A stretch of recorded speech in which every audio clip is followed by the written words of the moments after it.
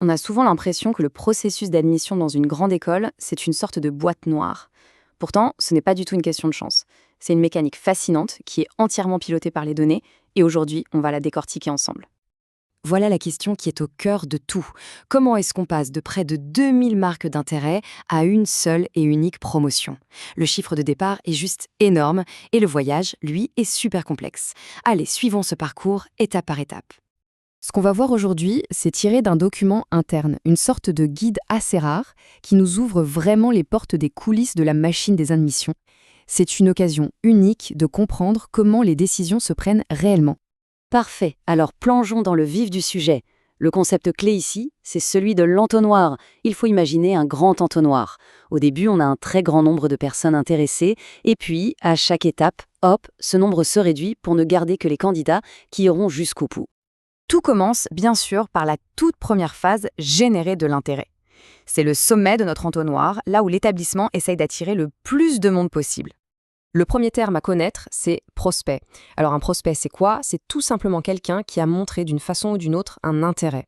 Ça peut être une demande de brochure, une visite sur un salon, c'est la matière première de tout le processus.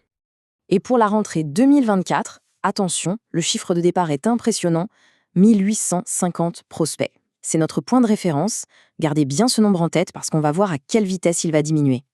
Une fois que tout cet intérêt a été capté, le véritable écrémage peut commencer. C'est une série d'étapes qui sont conçues pour réduire, et même réduire considérablement le nombre de candidats. Et voilà la première grande sélection. Sur les 1850 prospects du début, il n'en reste déjà plus que 697 qui sont invités à une session d'admission. Moins de la moitié du groupe initial a donc passé cette première étape. Après les entretiens, les différentes épreuves, le chiffre tombe encore. On n'a plus que 278 candidats sélectionnés. Eux, ce sont les personnes qui reçoivent officiellement une offre d'admission de la part de l'établissement. On observe ici une dynamique assez intéressante. En 2024, le processus est devenu un petit peu plus sélectif, avec 73% des participants aux entretiens qui reçoivent une offre, contre 77% l'année d'avant. Ça montre bien que la compétitivité d'une promotion, ce n'est jamais figé. Recevoir une offre, c'est une excellente nouvelle. Mais ce n'est pas la fin du parcours, loin de là.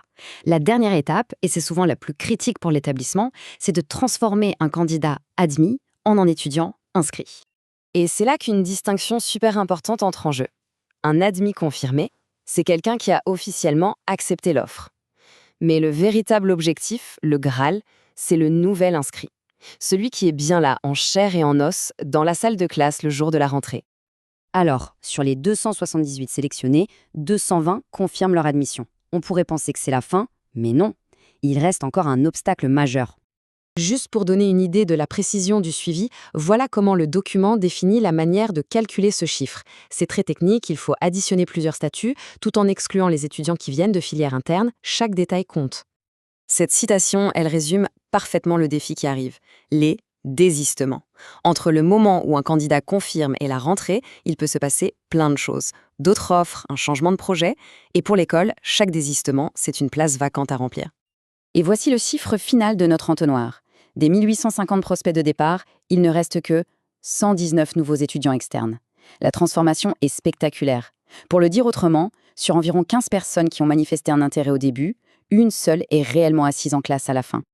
Mais attention, l'histoire n'est pas complètement terminée. La promotion finale n'est pas uniquement constituée de ces 119 étudiants externes. Environ 30% des nouveaux inscrits viennent en réalité de programmes internes à l'établissement, ce qu'on appelle un vivier filière. La promotion est donc un mélange de candidats venus de l'extérieur et de l'intérieur.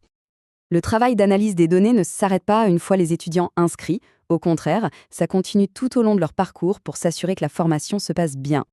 L'analyse se poursuit avec des indicateurs de performance pédagogique. On suit par exemple le taux d'absence et la satisfaction des étudiants, mais aussi des aspects très opérationnels comme le nombre de cours qui n'ont pas encore de formateur. C'est un suivi constant pour garantir la qualité. Mais au fond, pourquoi toute cette obsession pour les chiffres? À quoi ça sert vraiment tout ce suivi méticuleux à chaque étape? La réponse, elle est assez simple. Ces données, c'est le gouvernail de l'établissement. Elles permettent de planifier les futures campagnes de recrutement, d'ajuster les budgets, de comprendre les tendances et au final, de garantir la bonne santé et la croissance de l'école. Et cet effort, il porte ses fruits. Le nombre total d'admis confirmés, en comptant toutes les sources, est passé de 223 à 285 entre 2023 et 2024. C'est une progression claire qui démontre que l'analyse fine de tout le processus a un impact. Finalement, le point crucial à retenir, c'est que des premières prises de contact jusqu'à la remise des diplômes, chaque étape du voyage d'un étudiant est aujourd'hui une information, une donnée qui aide à construire l'éducation de demain. Et ça nous amène à une question plus large pour l'avenir. Si chaque décision, chaque interaction est mesurée et analysée, comment est-ce que ça va transformer l'expérience d'apprentissage dans les années à venir? La question reste ouverte. Merci de nous avoir suivis.